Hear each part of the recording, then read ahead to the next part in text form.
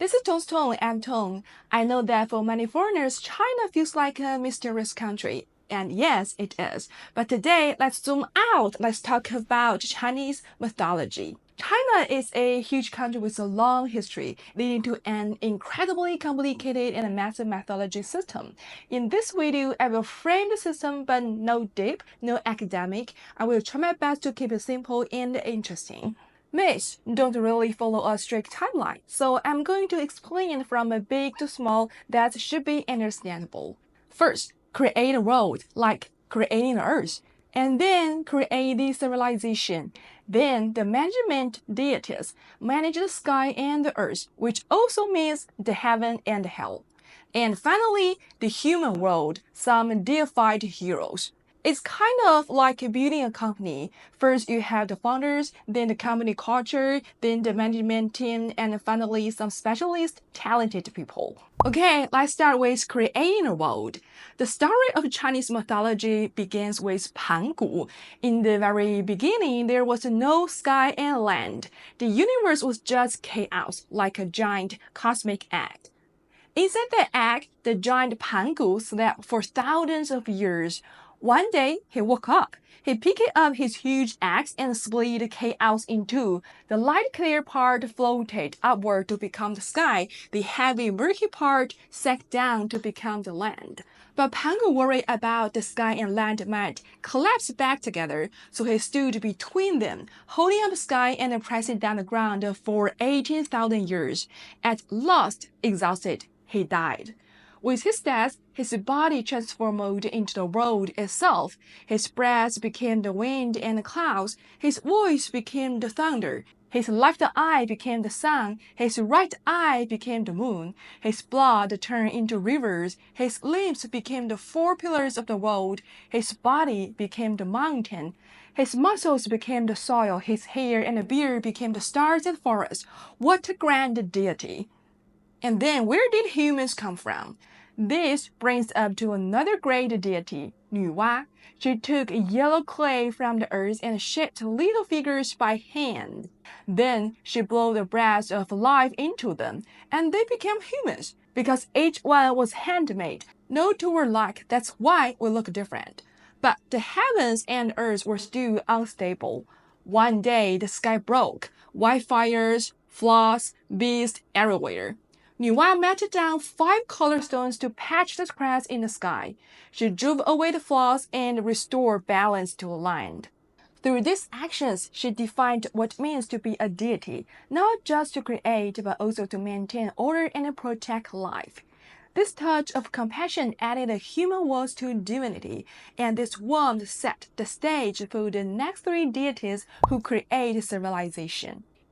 Fuxi taught people how to weave nets for fishing, how to domesticate animals, and create Bagua, which helped humans understand hidden patterns of the universe. According to legend, Fuxi was the mate of Nuwa, and all of us are their children. One of the most iconic images in ancient Chinese art is the Fuxi Nuwa painting. Human faces, snake bodies, their tails spiraling together. If you look closely, it almost resembles a DNA double helix. Yes, China is indeed mysterious, but anyway, Suiren taught humans how to use fire, breaking away from the age of eating raw food and giving humanity the key to transform nature's power. Shennong roamed the mountains, tasting hundreds of plants to distinguish medicine from poison. He died after eating a deadly herb, but left behind the knowledge to humans. He also taught people how to cultivate crops. With him, humans can control their lives.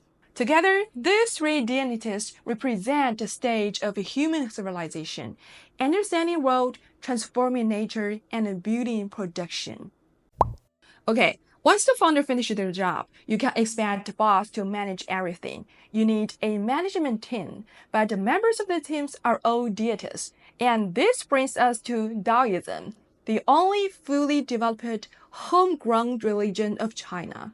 Confucianism is more philosophy than religion, and Buddhism came from the ancient India.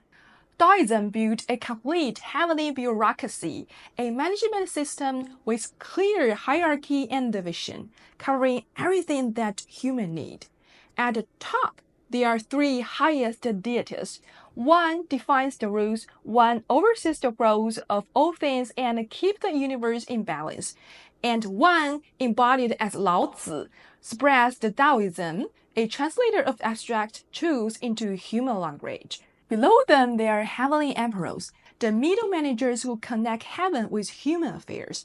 The Jade Emperor leads all other deities and manage daily operations, and several other emperors manage the stars, thunder, military, rivers, land, life and death, and etc. Then, further down, completely specialized deities do specific jobs, guarding space, arranging the stars, watching over local lands, reporting, arranging the weather, managing death. Each has its own duty.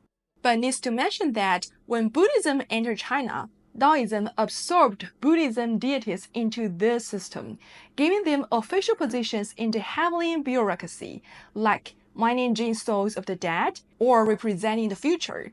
In this way, Daoism filled emotional and spiritual needs that its original framework couldn't cover alone. But humans are complicated. We don't really know how Nuwa created humankind, but one thing is clear: human desire is endless. The deities in heaven alone were not enough, so Chinese people began to create folk mythology, deified heroes, stories of humans who became deities.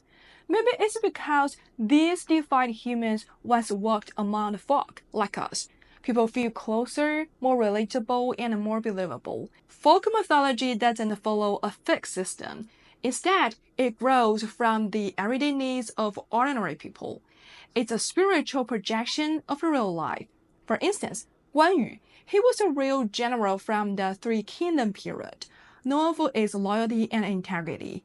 Because business relies on trust, merchants began to worship him as Guandi, the god of integrity. If you broke a promise, the god would punish you. The story of Mazu is even more direct. Fishermen want to survive the life-threatening storm. They projected their hope for safety onto a deity who could protect them. Even the local guardian deities feel grounded in daily life. Yu Gong, a real general in history, became the door guardian we paste on our front door, a symbol of the people's wish for safety and peace. In short, whatever people need, they create a kind of deity who can provide it. And even today, with cultural fusion and religious diversity, Chinese people still worship their traditional deities on special days, inheriting a mythology that is unique in Chinese culture. If you like my video, please like, comment, and subscribe.